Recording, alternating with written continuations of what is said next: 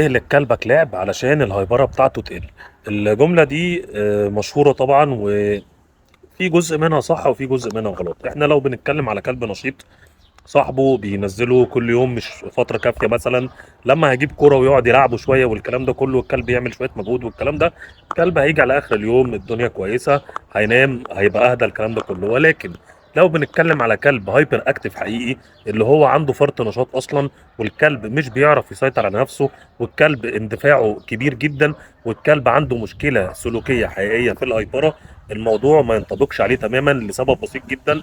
ان بكل بساطه انت لما هتقعد تلاعب كلبك وهتقعد تعتمد على الكوره مثلا يوميا، ان انت تفضي النشاط بتاعه بيها فقط لا غير، وتقعد تجريه ورا الكوره، تجريه ورا الكوره، تجريه ورا الكوره، هتخليه يوم ورا التاني رياضي اكتر، وهتخليه محتاج فترات اكتر من الكوره علشان تفضي النشاط بتاعه، فهتوصل لمرحله معينه انت مش عارف تفضي النشاط بتاعه.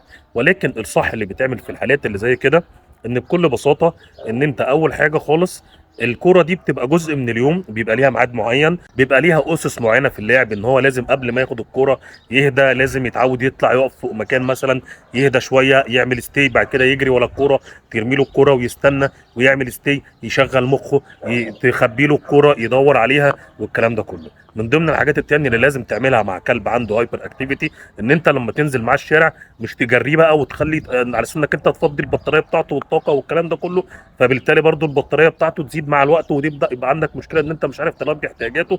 لا، انت ممكن تختار ليش طويل شويه اللي هو اللونج ليش، وتبدا تاخده في حاجه اسمها لونج ووكس، يعني تبدا تتمشى ويبقى هو ليه مساحه، في مساحه واسعه، بيشمشم براحته، بيشغل دماغه وبيفكر شويه. وفي خلال اللونج ووكس ده بتبدا ان انت تشتغل معاه شويه تدريبات على هدوء. ومن ضمن الحاجات برضو اللي بتتعمل مع الكلاب اللي زي كده، ان انت بتعلمه حاجه اسمها باوندري، زي الحاجات اللي انا بطلعها في الفيديوهات، ان هو يبقى الكلب فيه زي سرير معين او سجاده معينه بيروح يقعد عليها، ده بيبقى اسمه الاوف سويتش بتاعه. ده بيبقى ليه ميزه بعد التدريب لما الكلب بيحفظه كويس، وليه طرق معينه للتدريب، ان الكلب بيبدا يفهم ان انا ممكن ابقى هادي شويه وابقى مهايبر شويه. طبعا كلب زي الكلب المهايبر لازم تبقى منظم له مواعيد، ولازم الدنيا تبقى منظمه اكتر من الكلب العادي. من ضمن برضو الحاجات انك تربط له حاجات زي الباوندري وزي الهايبره، يعني ايه، وزي اللعب، يعني اللي هو المهايبر يعني ايه، يعني تعلمه ان هو تعالى نلعب دلوقتي بهايبره شويه ونجري ونعمل وفي وسط ما احنا بنلعب كده تعالى نهدى شويه. بتعلم الاول على الباوندري وبكوره او بحبل او كده، ثم بتبدا تعملها معاه في الشارع، انك انت يتعود ان احنا نهايبر شويه ونهدى شويه. بتبدا تعلمه يقعد لوحده شويه، دي مهمه جدا، مهم جدا جدا جدا ان كلب زي الكلب المهايبر ده، ان النوم بتاعه يبقى مظبوط، وتبقى بتديله فترات لوحده كويسه ينام فيها وياخد راحته كويس جدا، لان جزء من الهايبره بتاعته اصلا بتبقى ليها علاقه بقله النوم.